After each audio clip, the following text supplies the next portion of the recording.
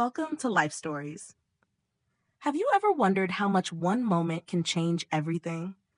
Imagine finding out, in the dead of night, that the person you've trusted for years has been living a lie. The person who once promised to love you forever has now taken everything you've built together and walked away. David Carter thought he had everything under control: his career, his marriage, his life. But one text message shattered all of it in an instant. A betrayal so deep, so personal, that it left him questioning everything he thought he knew. What happens when the life you've spent years building falls apart in front of you? Stay with us as we dive into the heart-wrenching journey of trust, deception, and the painful road to rediscovery. Let's begin. David Carter stared at the glowing screen of his phone, unable to tear his eyes away. The message was brief but heavy, like a weight on his chest. It was from Olivia, his wife of 15 years. He had known something was wrong for months, but this was the proof he had been dreading. "I'm not coming back. I've met someone better. I've already moved your things to storage." The text came with a screenshot of a bank transfer. $118,000 moved from their joint savings to Olivia's personal account. His finger hovered over the screen, the cold blue light of the phone illuminating the darkness of the kitchen. The room felt suddenly too small, as if the walls were closing in on him.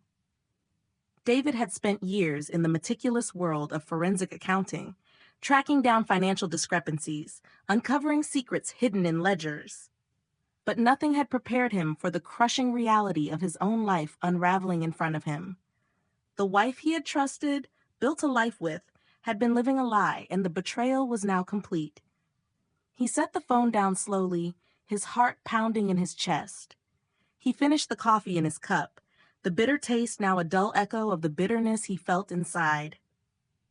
The signs had been there all along, but David had chosen to ignore them. Weekend trips that stretched into weeks, clothes Olivia never wore when they were together, phone calls that stopped the moment he entered a room. He'd seen the shift, but had been too wrapped up in his own work, too focused on the spreadsheets, the numbers, to see the cracks forming in his marriage. Maybe that had been his mistake? Or maybe it was marrying someone who never truly understood him, who never cared about his work, his passion. As long as he brought in the money, she was satisfied. David's thoughts drifted back to his father's warning years ago when they had been fixing the deck at the old family home. "Son, I notice your wife spends a lot of your money," his father had said, his tone cautious. "Just make sure she values what you do to earn it." David had brushed it off, but the words had stuck in his mind like a splinter beneath the skin. 6 years into the marriage, David had started restructuring his assets, just in case. Nothing illegal, just protective. He had created limited liability companies, established trusts, invested in crypto, and maintained offshore accounts for international clients. Olivia knew about their joint checking and savings, but nothing else. David opened his laptop and checked his email. 3 notifications from his bank's security system. Someone had attempted to change passwords on accounts that Olivia didn't know existed. She had been thorough, but David had to respect the effort. His finger moved across the trackpad, typing 2 words in response to her message: "Good luck." Then he called his brother Jason. "Remember that contingency plan we talked about 5 years ago? It's time." "Are you sure?" Jason asked, his voice tight with uncertainty. "Yeah," David replied. "She just made her move." David hung up and glanced at the wedding photo on the wall, the only photo in the condo where both of them still appeared together. It felt almost mocking now, the image frozen in time, a reminder of the life he had once believed in. David had met Olivia at a University of Iowa alumni event when he was 38, recently divorced from a short first marriage. Olivia was 34, vibrant and ambitious, and completely uninterested in the world David lived in. She didn't care about his career, his passion for uncovering fraud. She just wanted a comfortable life, and David had given it to her. He had funded her yoga studio, bought her the luxury cars she wanted, and paid for the vacations. When she wanted a bigger house, he made it happen. He had indulged her, even when his father's warning echoed in his mind. It wasn't until last Christmas, when she had forgotten his birthday, that the cracks started to widen. The next day, she bought him an expensive watch, but it felt empty, hollow. "I've just been so busy with the studio expansion," she had said. David had accepted the watch, but later that night, he finalized the paperwork for his contingency plan. The next morning, David woke early and made his coffee, his routine now a ghost of the life he used to know. He logged into his financial management system, the same one he used for his practice, but adapted for personal use. With a few keystrokes, he activated the contingency protocol. First, he froze all joint accounts and credit cards. Then he triggered a fraud alert on the $118,000 transfer. David sent the documentation to his attorney and instructed them to file for divorce immediately. Finally, he called his mother. "Olivia's left me," he said flatly. "She took the money and moved my things out while she was supposedly on vacation." There was a long pause. "I'm sorry, David," his mother said, her voice distant. "But I can't say I'm surprised. What are you going to do?" David stood still, his mind clear for the first time in weeks. "What I've been preparing to do for years," he replied. "Protect what's mine." An hour later, his phone lit up with Olivia's name. He declined the call. 10 more followed. Then a text. "What the hell did you do?" "The money's gone and my cards don't work." David didn't respond. Instead, he drove to the storage facility Olivia had listed in her text and used the code she'd sent him. Inside were 2 boxes of his clothes and his laptop. The rest of his belongings, family photos, books, mementos from his father, were gone. It was then that something hardened inside him. This wasn't just about money anymore. It was about 15 years of his life discarded without a second thought. It was about someone thinking they could erase him from his own life. David's mind shifted from shock to cold focus. He wasn't angry anymore. He was methodical. He wasn't just defending his assets, he was reclaiming his life. How far would you go to protect your dignity when everything you've built is betrayed? Would you fight for what's rightfully yours, even if it means facing the truth about those you loved? The trap was closing, but not around him. And soon, David would have to make the hardest decision of all, whether to leave it all behind or fight with everything he had left. Would he win back everything he lost, or would Olivia's actions prove to be the final betrayal? The next chapter of his life was just beginning. David leaned against the window of his hotel room, the city's skyline stretching before him like a silent witness to his unraveling life. It had been 3 days since he froze the accounts, 3 days since Olivia's betrayal came to light in the harshest, most public way. But it still hadn't fully sunk in. The emotional weight was too much, too sudden. He couldn't stop thinking about the life they had built together, the plans, the promises. She had been his partner, his confidant for 15 years, and now she was just a stranger. The phone rang again, cutting through the silence. His stomach clenched. He stared at the screen. Olivia. He had stopped answering her calls after the first few dozen, but this time, something inside him broke. He reached for the phone. "David? Please." Her voice was shaky, breaking through the phone static. "You don't understand. I'm in trouble. I need your help." His heart skipped, but not in the way it used to when he heard her voice. There was no warmth, no affection, just a cold, hollow plea that he could almost see in her eyes, even though they were thousands of miles apart. "I've seen the fraud alert," she continued, her breath catching. "The bank is calling in the loans. Everything's collapsing. I don't know what to do. You have to help me." David's fingers tightened around the phone, his grip so hard he thought it might crack. Help her? After everything she had done to him? His mind flashed back to the months of signs he had ignored, the trips, the lies, the slow erosion of their life together, the betrayal of their marriage, and, more importantly, the destruction of everything he had worked for, the trust he had given her, the years he had spent believing in the woman she pretended to be, all had been shredded in an instant. "I can't help you, Olivia," he said, his voice cold, distant. "You made your choices. Now you deal with the consequences." There was a long pause on the other end, followed by a bitter laugh. "Is that how it is? Just like that, we're done?" David didn't answer. He couldn't answer, because he wasn't sure. Everything inside him told him to walk away, to leave her to face her own mess. But there was still a flicker of doubt, a deep-seated guilt that gnawed at him.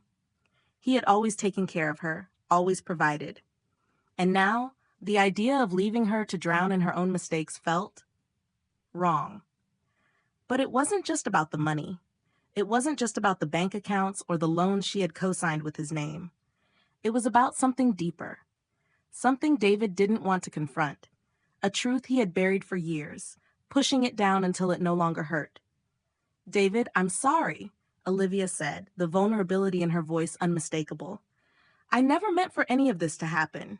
I was trying to keep up. I thought I could do it.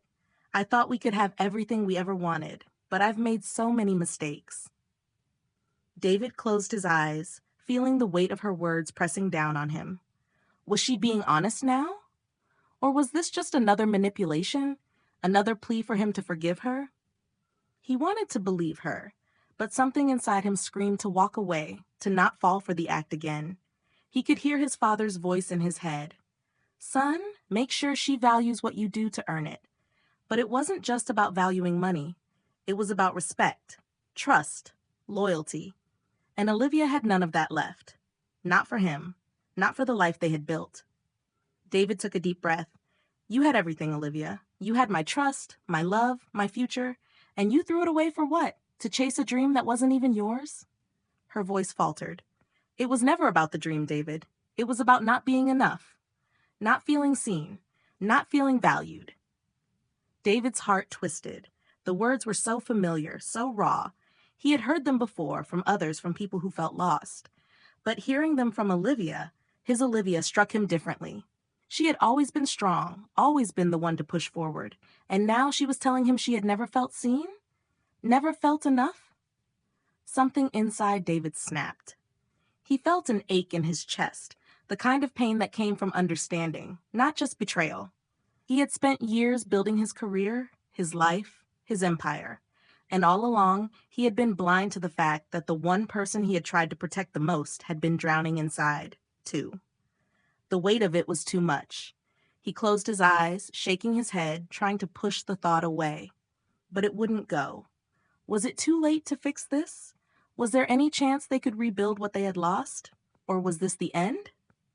The final act in a tragedy neither of them had seen coming? "I'm sorry, Olivia. I can't do this anymore," he whispered. "This isn't just about you and me. This is about something bigger. And I need to move on." He ended the call before she could respond, before he could hear the desperation in her voice begging for another chance. Because in that moment, David realized something. He wasn't the victim here. He wasn't the one who had been wronged in this marriage. He had been the one who had allowed himself to be blinded by love, by trust, by hope. He had ignored the warning signs for years. And now it was his turn to rebuild. To rebuild not just his finances, but his life. And that wasn't something Olivia could be a part of anymore. How would you react if you found out everything you built was based on a lie? Would you have the strength to walk away, or would you still try to make it work? David sat in the silence of his hotel room, the weight of his decision settling in his bones. The road ahead was uncertain, but one thing was clear. He would never let himself be controlled by anyone again. Not even Olivia. The path to freedom was just beginning. But was David truly ready to face what lay ahead? Or would he find himself trapped in the web of his past, unable to escape the ghosts of what could have been? The next chapter would reveal whether David could truly break free, or if the past would continue to haunt him. Stay tuned for the next part of David's journey, where the consequences of his decision will come crashing down, and a new battle for control begins. David stood at the threshold of his new life, looking out across the small house he had just moved into. It wasn't much, just a modest craftsman in a quiet neighborhood. Nothing like the luxury condos or grand homes he'd once shared with Olivia. But it was his. Every creak of the floorboards beneath his feet, every inch of the space felt like a victory that had taken everything inside him to achieve. The walls weren't decorated with the pictures of his past life. There were no family portraits, no trinkets that reminded him of what had been. Instead, there was only bare, clean space. And for the first time in a long while, David felt something close to peace. But peace didn't come without its price. He had spent the last month battling his emotions, grappling with the remnants of his marriage, trying to find closure in the chaos Olivia had left behind. The divorce was final, and the settlement had been signed. Olivia was gone, and the bank had taken back what she had stolen. Trey, the man she had betrayed him for, had been left with nothing but the shattered remnants of his failed business. His loans called in, his credit destroyed.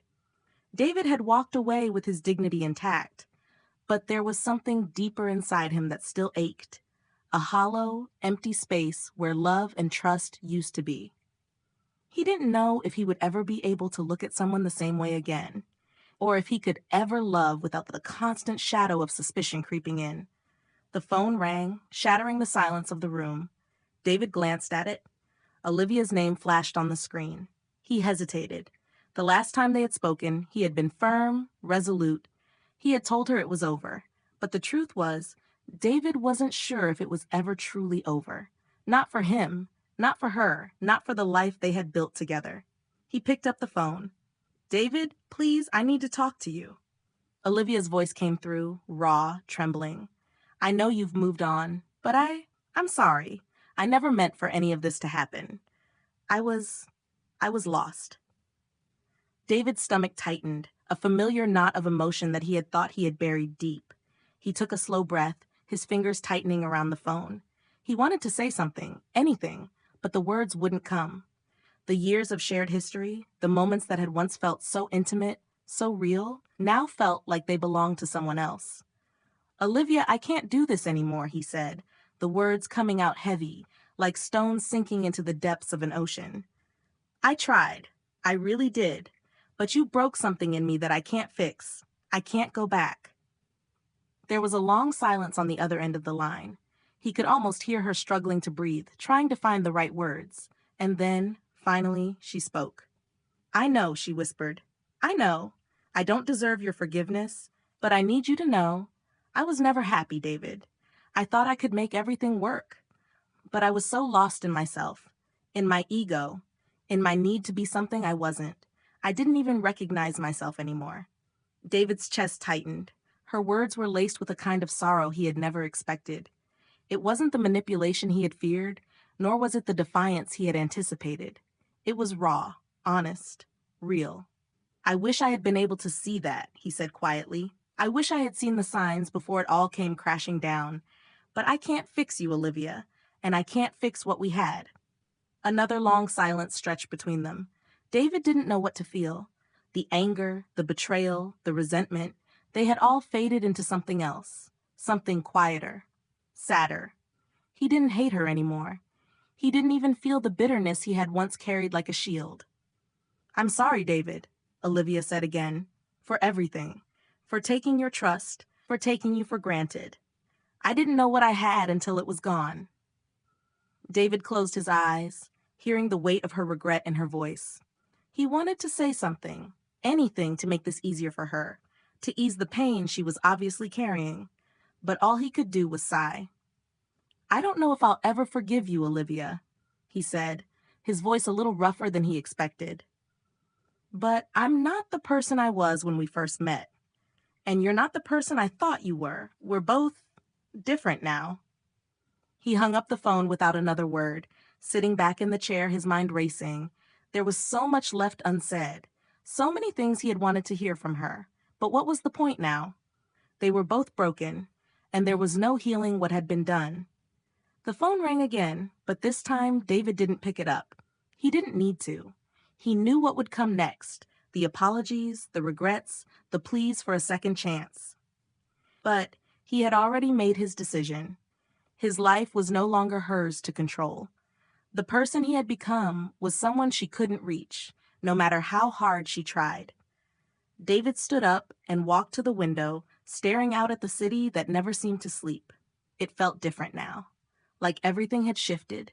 like he was standing on the edge of something new, something uncertain. But he wasn't afraid. He had always been afraid before, afraid of losing his family, afraid of being alone, afraid of being rejected. But now, as he looked out into the night, he realized something. He wasn't afraid anymore. He had survived the storm, and in the end, he was still standing. The road ahead was unclear. He didn't know what the future would hold or where he would go from here. But for the first time in years, he was free. Free to make his own choices. Free to find his own path. And that was all that mattered. How do you heal when someone you loved shatters everything you built together? Can forgiveness ever be enough to rebuild what's been lost? David had taken back control of his life, but could Olivia ever truly find redemption? And what would it take for her to rebuild her own life from the rubble she had left behind? The final chapter of this story is yet to come, and the choices they both make will determine whether they find peace or if they are doomed to repeat the same mistakes. If you've enjoyed this journey, share your thoughts below. If you liked the story, comment 100 to show your support. Where are you watching from? Share your location in the comments. And don't forget to share this video with your friends. Thank you for watching Life Stories.